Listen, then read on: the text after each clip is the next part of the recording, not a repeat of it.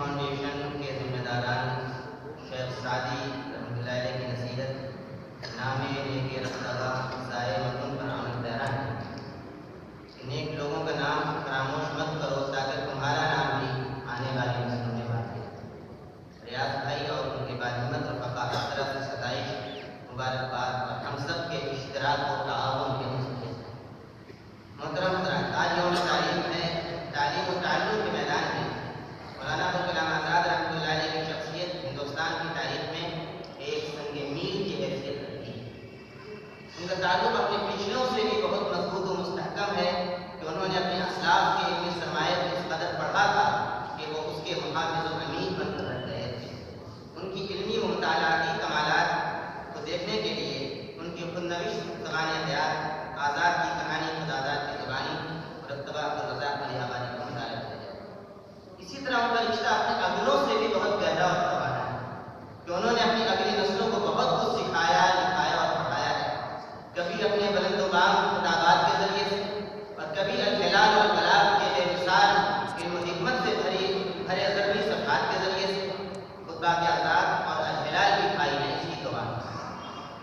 اسی لیے ہم دیکھتے ہیں کہ جب وہ اپنے ہم اصلوں کو علوم قرآنی سے روشناس کرانا چاہتے ہیں تو ترجمان قرآن جیسی عالمانہ تفسیر سے شہود پر آ جاتے ہیں.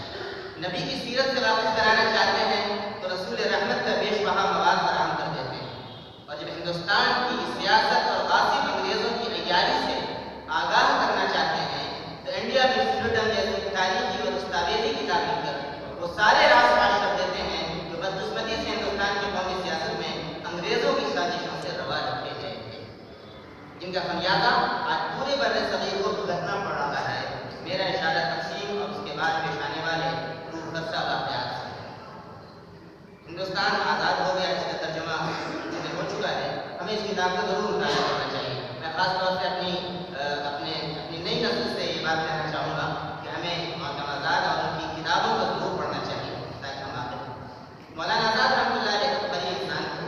بیت وقت وہ اتنی متضاد صلاحیتوں کے مالک تھے کہ فیصلہ کرنا مشکل ہو جاتا ہے کہ وہ خطیب بڑے تھے یا صحابی تھے، وہ سیاست کے امام تھے یا علم و عمل کے پیشوا. آزاد ہندوستان میں وہ وزیر تعلیم ضرور بنائے گئے، لیکن بہت سے اہل علم کا ماننا ہے کہ وہ بجا طور پر وزارت عظمیٰ کے مستحق تھے.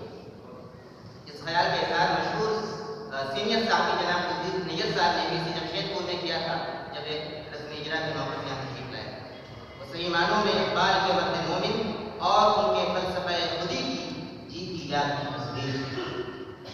آج ان کی یوم پیدائش کے موقع پر ہمیں ملک و قوم کے لیے ان کی عظیم قربانی آزادی ہند کے لیے قید و بند کی صعوبتوں اور خاص کر ملت اسلامیہ ہندیہ کے لیے ان کی بے لوث ہمدردیوں کو یاد کرنا چاہیے اور برابر یاد کرنا چاہیے.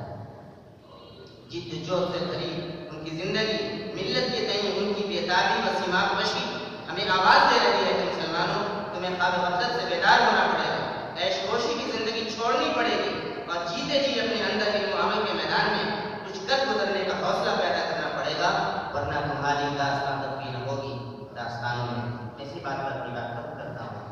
آپ کا دعوانا ہے.